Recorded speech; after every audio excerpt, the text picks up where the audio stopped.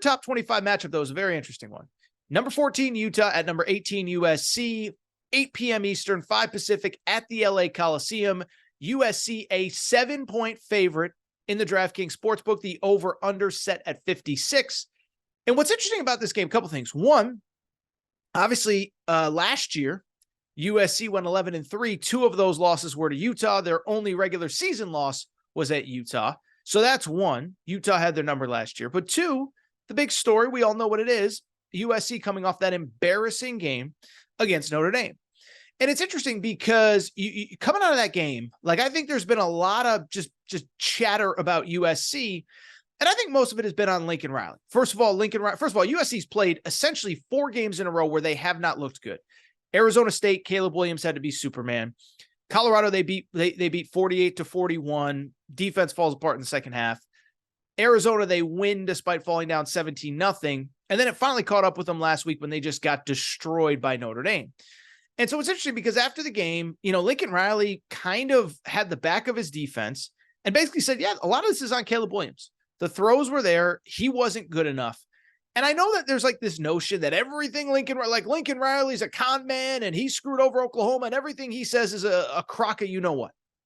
I think Lincoln Riley is right on this one. You go back and look at that game. Listen, you go back and look at the last 2 games. Caleb Williams has not been great the last 2 games. Doesn't mean he's bad. Doesn't mean he's regressing. Doesn't mean he shouldn't be the number 1 pick. But it also doesn't mean that he is immune to criticism either. You can go back to Arizona 2 weeks ago. He really didn't play that well.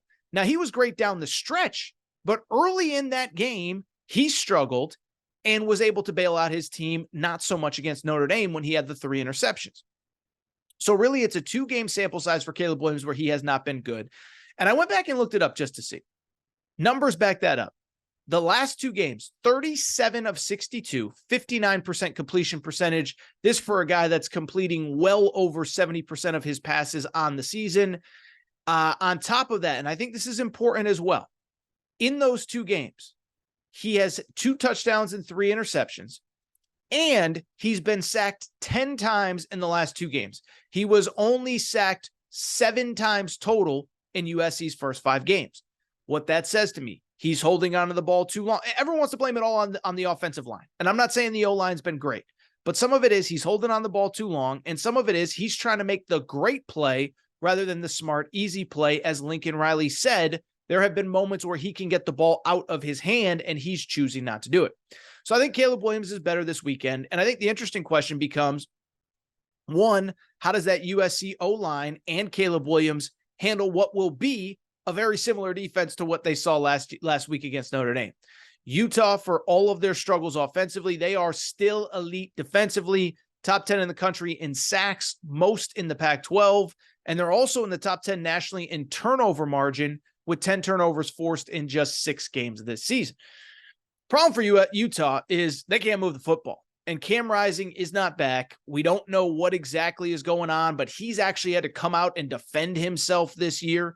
Kyle Whittingham kind of got tired of being asked about it. And so probably about 2 weeks ago, Cam Rising was like, look, we're doing everything we can, but I'm not 100%.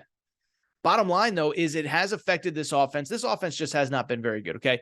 117th nationally in total offense out of 133 teams, 125th in pass offense, okay?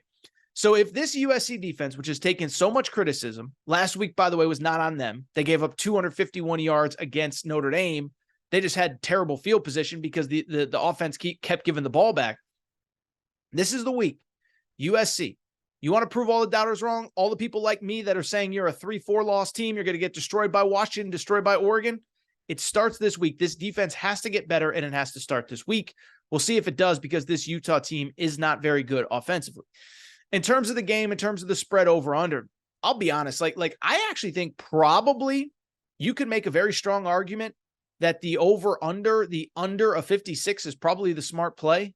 Went back and looked it up just for fun. The totals of every Utah game this year: 48 against Cal last week, 28 against Oregon, 21 against UCLA, 38 against Weber State, 33 against Baylor, 35 against Florida. So this game, you would have to have a touchdown more than any game Utah has scored all year. But at the same time, I do think because of the Caleb Williams factor, probably will stay away from the under, although I do think it's a little bit more low scoring. Instead, I do like USC to win. Listen, I don't think they're a perfect team. I think they're a 3-loss team, and I think Lincoln Riley is going to face some real heat as he enters the offseason, right? Because remember, by the way, they don't play the final week of the regular season. So their season's going to be done. Caleb Williams is going to declare for the draft. And then leading into the bowl game, they're going to have some real questions about the future of that program. Same time, I don't think this is the week where they get exposed. I expect USC to win. I expect USC to cover.